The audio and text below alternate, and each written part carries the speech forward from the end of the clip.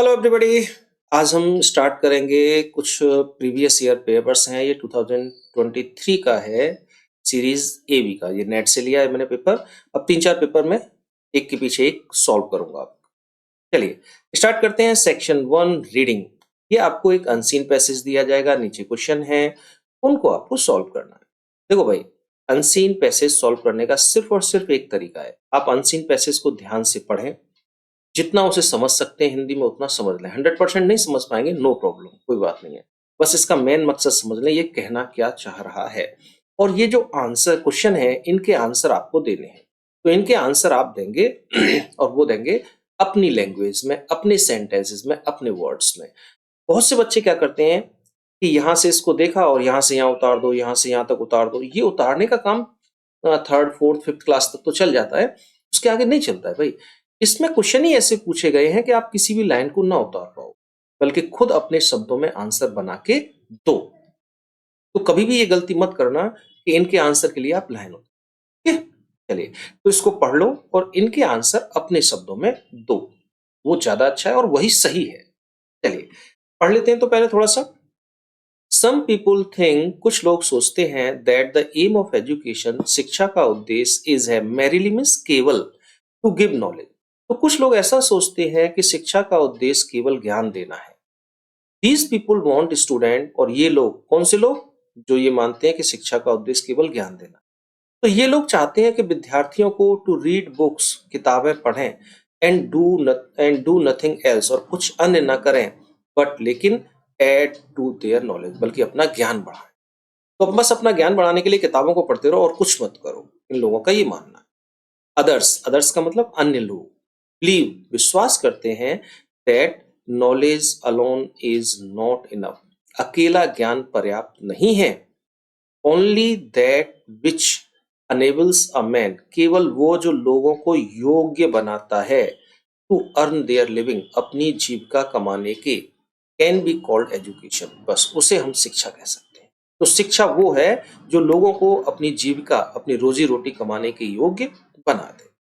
सच people think, ऐसे लोग सोचते हैं, दैट कि ब्रेड इज मोर इम्पोर्टेंट, रोजी रोटी जो है ज्यादा महत्वपूर्ण है, देन एनीथिंग एल्स, किसी अन्य चीज की तुलना में।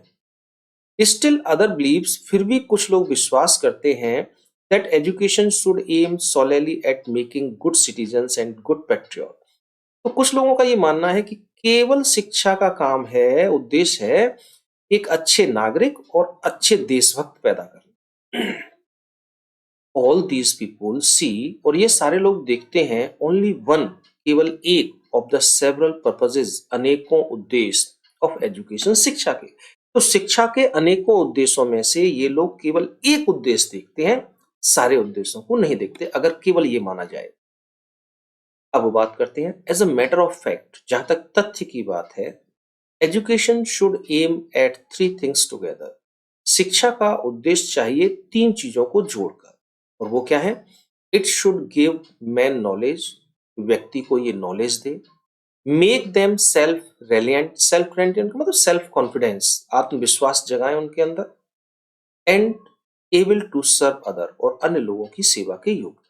तो शिक्षा का मेन उद्देश्य ज्ञान भी दे, सेल्फ कॉन्फिडेंस बनाए, और लोगों की सेवा करने के योग्य भी। Education should not produce citizens, education को ऐसे लोग उत्पन्न नहीं करने, ऐसे लोग पैदा नहीं करने, हु जो, वाइल जबकि, दे लव देयर ओन फ्रीडम, जबकि वो अपने खुद की स्वतंत्रता को तो बहुत पसंद करते हैं, टेक अवे छीन लेते हैं, द फ्रीडम ऑफ अदर्स, अन्य लोगों।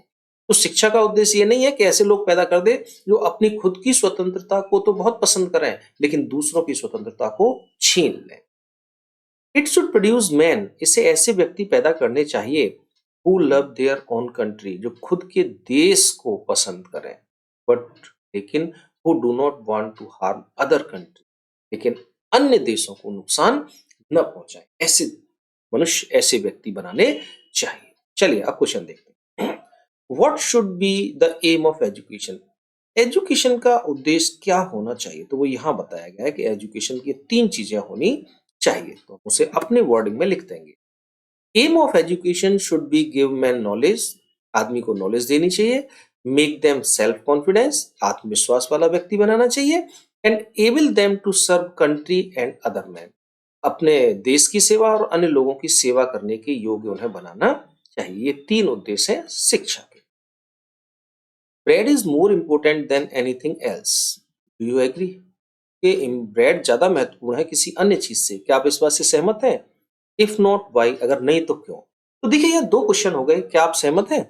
और दूसरा कह रहा है अगर नहीं है तो क्यों? तो इस टाइप के क्वेश्चन कभी भी आ जाएं तो उसमें एक पहले वाले क्वेश्चन का तो आंसर वो खुद ही दे देते हैं। अगर वो ये कह रहा है कि इफ नॉट अगर नहीं तो क्यों, तो आप यहाँ लिख दो yes I am not agree, मैं एग्री नहीं हूं। और वो यहाँ कहें इफ यस, तो यहाँ लिख दो यस आई एम एग्री। एक क्वेश्चन का तो आंसर अपना अपने आप हो जाएगा, ये तो नकल हो गई खुली खुलाई। मैंने इसका देना है आपको, तो चलिए देते हैं इसका आंसर। जैसे इसने लिखा है इफ नॉट, तो हम नो में ही आंसर देंगे। No I am not agree, नहीं मैं सहमत नहीं हूं। Because if man focus only on bread, अगर व्यक्ति केवल रोटी पर ही फोकस करे, they will not be able to make progress, तो फिर वो प्रोग्रेस करने के, उन्नति करने के योग्य नहीं होंगे। And nothing will change into ages, और युगों युगों तक कुछ भी बदलेगा नहीं, कोई प्रोग्रेस नहीं हो सकती अगर आदमी केवल रोटी कमाने पर ही फोकस करे। What type of man should be produce by education, किस प्रकार के लोग एजुकेशन को प्रोड्यूस करने चाहिए? तो कह रहे हैं education should produce man who are knowledgeable, जिनको ज्ञान हो, सेल्फ कॉन्फिडेंट हो जो, और अपने देश की और अपने लोगों की सेवा करें, ऐसे लोगों को शिक्षा को उत्पन्न करना चाहिए। ठीक है, 3 क्वेश्चन हो गए, 3 और हैं आगे, चलिए आगे देखते हैं। Explain the underline portion, underline portion जो है उसको एक्सप्लेन करना है। अंडरलाइन कौन सा है? ये है who love their own country but who do not want to harm other country। अब इसके बारे में देना है कि ऐसे लोग उत्पन्न होने चाहिए जो अपने देश को पसंद करें लेकिन दूसरे देशों को कोई नुकसान न पहुंचे। तो इसको अपने शब्दों में ही लिखना है आपको as it is. A person who loves his country, एक व्यक्ति जो देश को प्रेम करता है, with peace and non violence, बड़ी ही शांति के साथ, अहिंसा के साथ। Therefore he cannot harm others, इसका मतलब है कि वो दूसरे लोगों को नुकसान नहीं पहुंचाता, वो अहिंसावादी है और शांति से रहना पसंद करता है। He love their other countries as he loves his own, वो अन्य कंट्रीज को भी उतना ही पसंद करता है जितना कि वो खुद की कंट्री को करता है। He also respect, वो सम्मान भी देता है his countrymen, अपने देशवासियों को, as well as, साथ ही साथ, others, others का मतलब अन्य देश के लोगों को, अन्य देशवासियों को। He follows the basic rules of human beings, और वो मानवता के बेसिक नियमों का पालन कर। तो ये देखो एक्सप्लेनेशन जो अंडरलाइन पोर्शन का होगा वो अलग अलग होगा, सबके विचार अलग अलग हैं, सबकी सोच अलग अलग है। तो ये मत सोचो कि केवल एक यही आंसर होगा इसका और कुछ नहीं हो सकता। 100 स्टूडेंट से अगर इसका एक्सप्लेन करवाओगे तो 100 एक्सप्लेन अलग अलग आएंगे। 100 में से किसी 2 स्टूडेंट के एक से एक्सप्लेन नहीं हो सकता। ठीक है, चलिए अब कह रहा है which word in the passage mean independence, independence. तो उसका एक वर्ड आया है पैसेज में और वो है सेल्फ रेलिएंट। दूसरा कह रहा है word passage means aim, aim का मतलब उद्देश्य, लक्ष्य। तो इसमें पीछे एक आया था और वो क्या था, वो था आपका पर्पस, पहले पैराग्राफ की लास्ट लाइन में था पर्पस। और फिर ये है which write the noun of the word believe, believe का नाउन करेंगे तो बीफ हो जाता है। ओके, आगे देखिए, ये है आर्टिकल लिखना है जिसे हम पहले ऐसे के नाम से जानते थे, और छोटा सा ही हो गया 100 to 150 वर्ड्स का लिखना है। और ऐसे जो है वो मोस्टली साइंस के ऊपर आते हैं, pollution, population, terrorism, price rising, मूल्य वृद्धि, ठीक है ना, इलेक्शन के ऊपर आ सकता है, आजकल इलेक्शन का टाइम चल रहा है।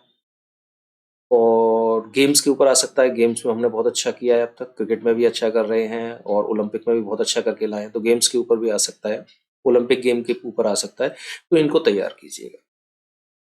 फिर लेटर आते हैं, एप्लीकेशन खत्म हो चुके हैं आपके।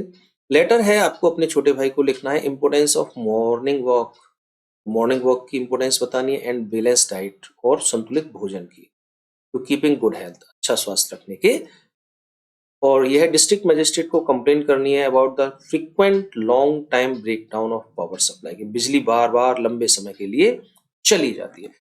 ये वाला लेटर बहुत आता है।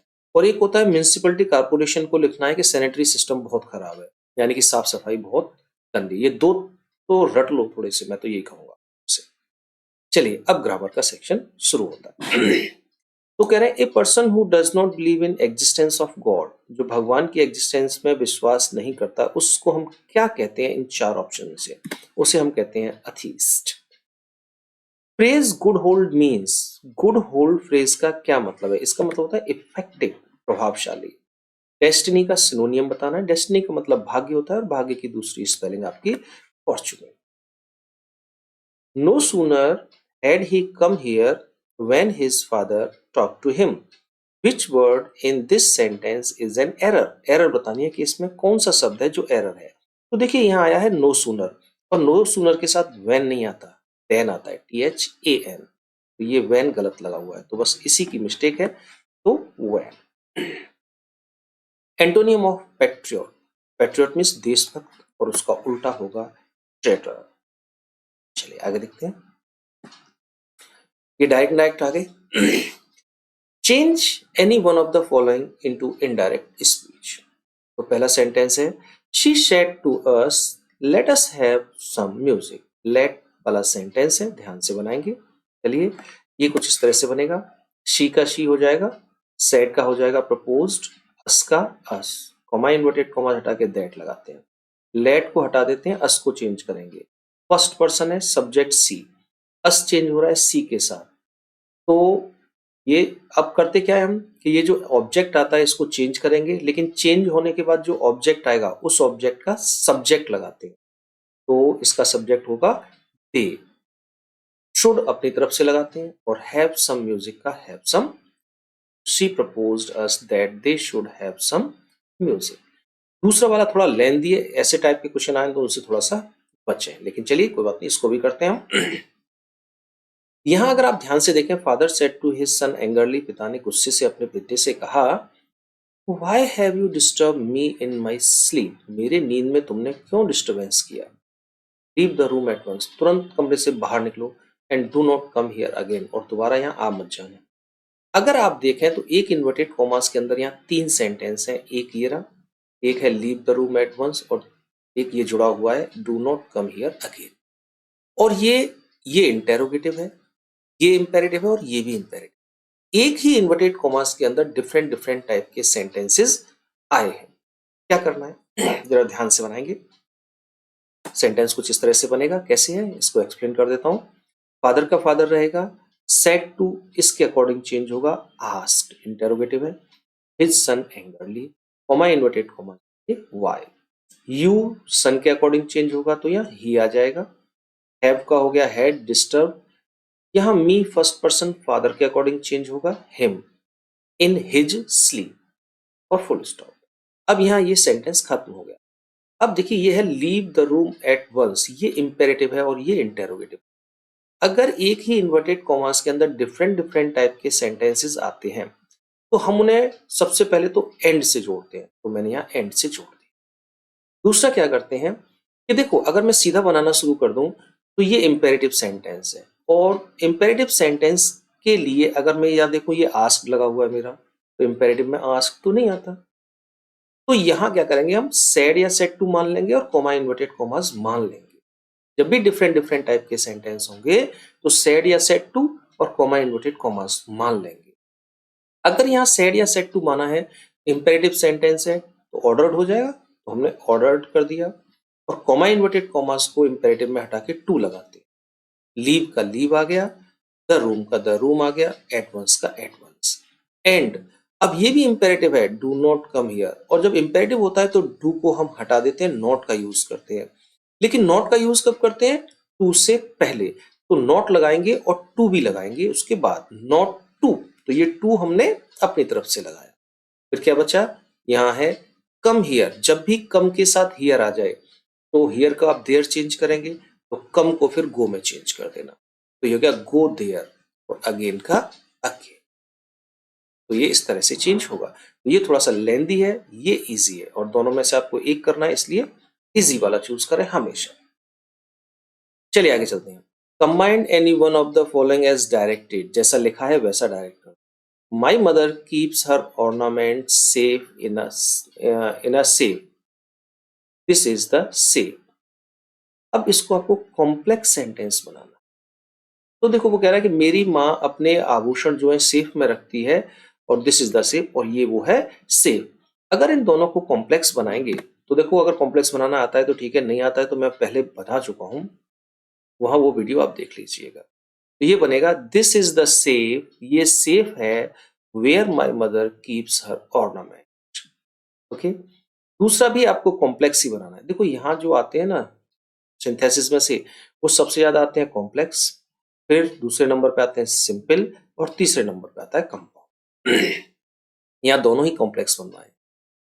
अ very healthy man came to me yesterday, एक बड़ा हेल्दी मैन कल मेरे पास आया। ही वॉज ब्लाइंड, वह अंधा था। कॉम्प्लेक्स बनाना है, हु का यूज करके बनेगा। A very healthy man who was blind came to me yesterday, एक बहुत ही हेल्दी मैन जो अंधा था कल मेरे पास आया था। चलिए ट्रांसफॉर्मेशन करते हैं, एक ही करना है केवल आपको दोनों में से, और ये है पहला। He was appointed as science teacher by the principal, active voice बनाना है। तो जब भी एक्टिव वॉइस बनाना हो तो सबसे पहले तो बाई के पीछे आ जाइएगा, उसे हमें सब्जेक्ट में लेना है, तो ये हो जाएगा द प्रिंसिपल सब्जेक्ट बन गया। उसके बाद यहाँ हेल्पिंग वर्ब देखिए वॉज लगा है, इसका मतलब ये सेंटेंस पास्ट इंडेफिनिट का होगा। सिंपल है तो हेल्पिंग वर्ब नहीं लगानी, सिर्फ वर्ब की सेकंड फॉर्म अपॉइंटेड। उसके बाद ये सब्जेक्ट देख लीजिएगा, ही है तो हिम लगा दीजिए ऑब्जेक्ट, क्योंकि ऑब्जेक्ट का सब्जेक्ट बनाते हैं पैसे बनाते समय। और जो बचा as science teacher, as it is लिख दीजिए, as science. The principal appointed him as science teacher. दूसरा है नेगेटिव सेंटेंस बनाना है। She is too fat to run. देखो भाई, जब भी टी डबल ओ टू और टू आ जाए तो एक चीज अपने दिमाग में बैठाओ। अगर टी डबल ओ टू आ रहा है और टू आ रहा है, ये टी डबल ओ टू और ये टू, और आपको नेगेटिव बनवा रहा है, तो आप रिमूव टू कर दो, तो ये नेगेटिव में हो जाएगा अपने आप। और अगर टी डबल ओ टू और टू आ रहा है और आपसे कह रहा है कि कॉम्प्लेक्स सेंटेंस बनाओ, तब भी इसका रिमूव टू कर दो, तो वो कॉम्प्लेक्स सेंटेंस बन जाए। और ये काफी यूज होता है इसलिए बता रहा हूँ। टी डबल ओ टू और टू आ जाए, नेगेटिव बनवाए तो रिमूव टू कर दो, और कॉम्प्लेक्स बनवाए तो भी रिमूव टू कर दो, दोनों का काम यही हो जाएगा। ठीक है, और रिमूव टू करवाए तो वो तो होना ही हो। चलिए, तो इसका रिमूव टू कर दो, नेगेटिव बन जाएगा। सी इज टू का हो गया, सो फैट, तुरंत दैट लगाते हैं। उसके बाद यहां से सब्जेक्ट ले लेते हैं शी। अगर टेंस प्रेजेंट का है तो कैन नॉट, पास्ट का है तो कुड नॉट, तो कैन नॉट, और उसके बाद टू हटा के जो भी है उसे लिख देते हैं रन, तो हो गया she is so fat that she can not run. चलिए आगे चलते हैं। डी आएगा correct any one of the following sentence, कोई भी एक इसमें से आप सही कर दीजिए। He treated me as if I was a king, वैसे देखने में सब कुछ सही लग रहा है, लेकिन यहाँ वॉज नहीं आएगा, यहाँ आएगा वर। तो वो ट्रीट करता है मुझे ऐसे जैसे कि आई वॉज किंग, मैं राजा था। तो ये मैं तो नहीं हूँ राजा, तो ये हमारा जो थर्ड फोर्थ कंडीशन होती है इफ की, इमेजिनरी कंडीशन, तो उसमें हम हमेशा वॉज की जगह वर लगाते हैं। सबके साथ वर, ही के साथ वर, सी के साथ वर, ये इमेजिनरी कंडीशन है तो वर लगे। India is confident to beating Pakistan in cricket, confidence के साथ टू नहीं आता। India is confident of beating Pakistan in cricket, confident of. चलिए, use any one of the following pairs of words in your own sentence to make their meaning clear. अब ये क्या है, दो होमोफोन्स दे दिए हैं, अब इनके मीनिंग अलग अलग हैं और इनके अर्थ भी अलग अलग हैं। तो आपको क्या करना है, उनके मीनिंग आने चाहिए, तो आप एक सेंटेंस बना सकते हैं। मैं आपको केवल मीनिंग बताऊंगा, सेंटेंस आप अपने आप बना लीजिएगा। ठीक है, अब पहला चलते हैं कैनवास और कैनवास, इनका प्रोनाउंसिएशन एक सा होता है, कैनवास। CANVASS, कैनवास माने होता है बोट मांगना, और CANVAS कानवास का मतलब होता है त्रिपाल। वर्ड मीनिंग रट लीजिए, सेंटेंस आप अपने आप बना लीजिए कुछ भी, जैसे बोट मांगना, local leader started to canvass. Local leader ने वोट मांगना शुरू कर दिया। इस कैनवास को लिखना है तो कर दो we covered food with canvas. हमने त्रिपाल से भोजन को ढक दिया। कुछ भी बना दो, वो आपका टेंशन। तो मैं आपको वर्ड मीनिंग बता रहा हूँ, सेंटेंस आप खुद बनाएंगे। अब आता है करियर। CAR करियर माने होता है जीवन, जो हम कहते हैं ना अपना करियर बना लो, करियर बना लो, तो वो ये करियर है। और CARRIER करियर होता है बोझा ढोने वाला। ट्रकों के ऊपर आपने लिखा देखा होगा गुड्स करियर, बोझा ढोने वाला। साइकिल के पीछे लगा होता है वो भी होता है कैरियर, तो वो ये वाला नहीं है, वो ये वाला, उस पर भी बोझ रखते हैं, वजन रखते हैं। ओके, चलिए आगे चलते हैं। यहां तक हो गया। क्वेश्चन नंबर 6 आता है आपका ट्रांसलेशन। तो इसको आपको ट्रांसलेट करना है इंग्लिश में। मैंने कर दिया है यहां पर। देखिए, मनुष्य समय का सबसे समय समय मनुष्य का सबसे बड़ा शत्रु है। Time is the greatest enemy of man. इसका पालन न करने वाला मनुष्य कभी सफल नहीं होता। तो man who does not follow, जो उसका फॉलो नहीं करता, समय का अनुकरण नहीं करता, समय का पालन नहीं करता, नेवर सक्सीड्स, कभी सफल नहीं होता। बीता समय कभी लौटकर नहीं आता। पास्ट टाइम नेवर रिटर्न्स, या ऐसे लिख दो time which have past never return, वो आप कैसे भी बना लीजिए। कहा जाता है, इट इज सैड दैट, कि नदी की लहर और समय की गति किसी की प्रतीक्षा नहीं करती। तो नदी की लहर, waves of river, and speed of time do not wait for anyone, किसी की भी प्रतीक्षा नहीं करती। इसलिए समय के साथ चलना सदैव लाभदायक होता है। इसलिए so it is always profitable, यह हमेशा लाभदायक है, टू मूव, चलना, विद टाइम, समय के साथ। इसलिए समय के साथ चलना हमेशा लाभदायक होता है। छात्रों के लिए तो समय का एक एक क्षण बहुत मूल्यवान है। और स्टूडेंट्स, छात्रों के लिए सिंगल मूवमेंट ऑफ टाइम, एक क्षण समय का इज प्राइसलेस, बहुमूल्य है। उन्हें समयबद्ध ढंग से अपनी दिनचर्या बनानी चाहिए। दे शुड प्रिपेयर, बनानी चाहिए, तैयार करनी चाहिए। देयर डेली रूटीन, अपनी दिनचर्या, अकॉर्डिंग माने अनुसार, टू टाइम, समय, तो समय के अनुसार उन्हें अपनी दिनचर्या को बनाना चाहिए। समय का पालन करने वाला व्यक्ति जीवन में कभी असफल नहीं होता है। तो समय का पालन करने वाला व्यक्ति, यानी कि वो व्यक्ति जो समय का पालन करता है, the man who follows time, व्यक्ति जो समय का पालन करता है, नेवर फेल्स इन लाइफ, जीवन में कभी भी असफल नहीं हो। तो ये ग्रामर का पोर्शन खत्म हो गया और लिटरेचर यहां से शुरू हो गया। लिटरेचर में क्या है, क्वेश्चन है आपके प्रोज में से विद इन अबाउट 40 वर्ड्स लिखने हैं आपको। ये आप खुद लिख लीजिएगा, मैं नहीं लिखूंगा। ये है, जब चर्च की घंटी बजी 12 बजे तो क्या हुआ, ये फर्स्ट लेसन में से है। सीमापुरी सेकंड लेसन में से है। ये गांधी जी इंडिगो में से है। ये आपको सोफी गोइंग प्लेसेस में से है। वो देख लीजिए, आपको 4 दिए जाएंगे, इसमें 2 में से 1 करना है और इन 2 में से 1 करना है। चलिए आगे चलते हैं। प्रोज का ही लॉन्ग क्वेश्चन है जो आपको 80 वर्ड्स का लिखना है। दोनों है, 2 में से सिर्फ 1 करना है। कोई भी कीजिएगा आप। इसको मैं सॉल्व करूंगा। ये पोइम है आपकी। वो कह रहा है कि read the following extracts carefully and answer the question that follows. ये पोइम है और ये क्वेश्चन है। I looked again at her wan and wall pale. मैंने उसकी तरफ दोबारा देखा, पीला पड़ा हुआ चेहरा, as a late winter's moon, जैसे कि देर रात्रि जाड़े का चंद्रमा हो। And felt that old familiar ache, और वही पुराना दर्द महसूस किया। कौन सा दर्द, माई चाइल्डहुड फियर, मेरे बचपन का डर। But all I said was, और जो कुछ भी मैंने कहा था, सी यू सून अम्मा। अम्मा, सी यू सून का मतलब जल्दी मिलते हैं। ऑल आई डिड, और जो मैंने किया था, was smile and smile and, और वो केवल एक मुस्कुराहट और मुस्कुरा, यानी मैं केवल हंसी और मैंने कुछ नहीं किया। फर्स्ट पोएम है माई मदर एट 66। उसमें है how was the poets mother compare. Poets ने माँ का कंपेयर कैसे किया है, तो उन्होंने किया है लेट विंटर्स मून से। इसके आंसर भी आप खुद अपने वर्ड्स में लिखेंगे। इसमें से लाइन मत उतारना, क्योंकि पोएम ग्रामेटिकल तरीके से गलत लिखी। तो मैंने लिख दिया her mother was compared with winter moon worn and pale. ठीक है, आप कैसे भी बना के अपना सेंटेंस लिख दीजिए, उसमें कोई फर्क नहीं पड़ता, लेकिन बनाइए अपने शब्द, अपना sentence. Okay, what did the poetess feel, क्या महसूस किया उसने? तो उसने एक दर्द महसूस किया था, एक दुख महसूस किया था। Poetess felt sorry for her mother, अपनी माँ के लिए कष्ट, दुख महसूस किया।